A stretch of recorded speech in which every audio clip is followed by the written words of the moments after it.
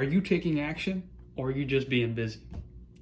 Covering the difference between being busy and taking action today and how you can change your life. Let's go.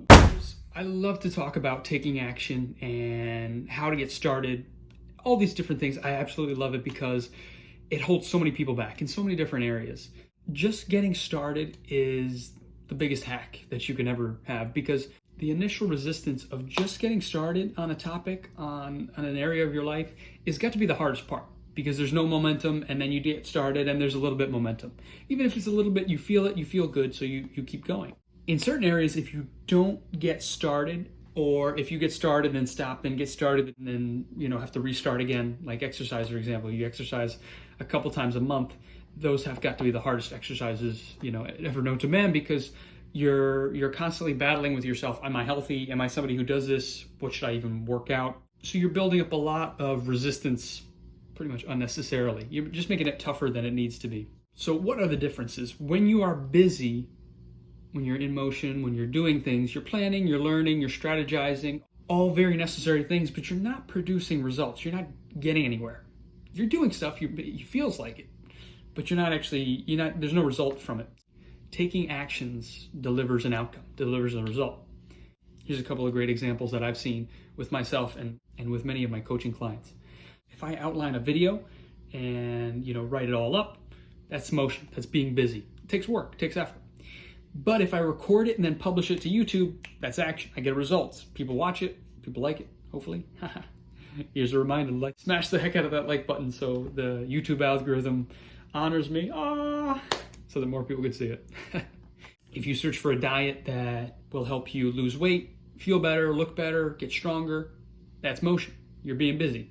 But if you have a healthy meal, that's action. That's going to produce results, maybe small results, but it's the compounding of those meals over the long term that will produce great results. If you go to the gym and ask about a personal trainer, or if you ask how much a gym costs, if you want a membership, that's motion. You're busy, you're preparing, but you're not making there's no results. But if you go to the gym, you get a couple weights and you start doing squats, that's action. It's going to produce results. Of course, it's minimal, but it's going to produce results. Many of us are experts at avoiding criticism. I know that I am, because we fear to hear the things that we really need to hear from either ourselves or the people around us. Often because it seems too painful. It seems like, maybe I should just do something else, or it'll discourage us, because of many different fears. Being busy is so alluring and exciting because we can delay those fears and the failure of not taking action. It's like somebody talks to you, is like, look, you've got to start eating healthy. Doctor tells you got to start eating healthy. The blood panel I just ran does not look good. Or, you're on the path for diabetes.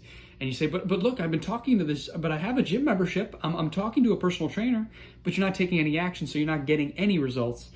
There's lots of great examples of this. Maybe you want to get in shape, but you're too afraid of going to the gym and looking silly because you don't know what you're doing with the weights. So, maybe you go on the treadmill for a little while and then you just kind of dip out, and that's too scary for me, out of your comfort zone, so you just don't do that. So instead you look for a personal trainer and you talk about rates. So you're busy, you look like you're doing something, but you're really not, unfortunately. Or you'd like to lose weight and you think, maybe I'll have a salad for lunch. Or you don't want to be made fun of by the people around you that you normally eat lunch and dinner with, just because it's different and it's vulnerable. Taking action or having goals that are very personal is vulnerable. You're in a vulnerable position, so it puts stress on the people around you, and that's where you find out who your true friends are, and the people who want you to do well. And when you take action, it's tough for people around you. Having conversations with people around you and being very upfront with them and saying, this is my goal, I'm trying to do this, because often the people around us, the closest to us, our brothers, our sisters, our family, moms, dads, and so on, can be the people that want to hold us back, because not because of you, it's because often of their own insecurities that, maybe they should be eating healthy too, but they're too afraid. Being busy just flat out feels good. It makes it feel like there's progress being made. But really, you're just preparing to make progress. Kind of funny. You feel like you're making progress, but really it's just preparing to make progress. Here are 2 great ways to get started. Number 1 is to schedule your actions. Write out ideally each week or each month, what days you're going to work out. For example, Monday, Wednesday, Friday, same time, same place. Monday, Wednesday, Friday, 5 o'clock at the gym, whatever. If you schedule your motivation, it's going to click, it's going to work. If you know where you need to be, what you need to be doing, at what time you need to be doing it every week, it's so much easier. It's hard to say no, especially when it's on the way from work or on the way. If you get your clothes out the night before, it's hard to say no to it. And ideally, when you schedule it and you commit yourself to it, the first time it might be a little harder, the second time might be a little bit easier, and then so on and so forth. Weeks will go by, months will go by, you'll commit yourself to that. Number 2 is just to pick a date. Some goals aren't like working out, where you don't have to do it consistently, or eating, like where you don't have to consistently do it. It takes a little bit of preparation beforehand. So say like an exam project, or for me personally, these videos. These videos take me quite a while to edit, especially in the beginning, just learning how to edit and what to do, what edits to make into bite-sized pieces where it's at least a little bit enjoyable to watch.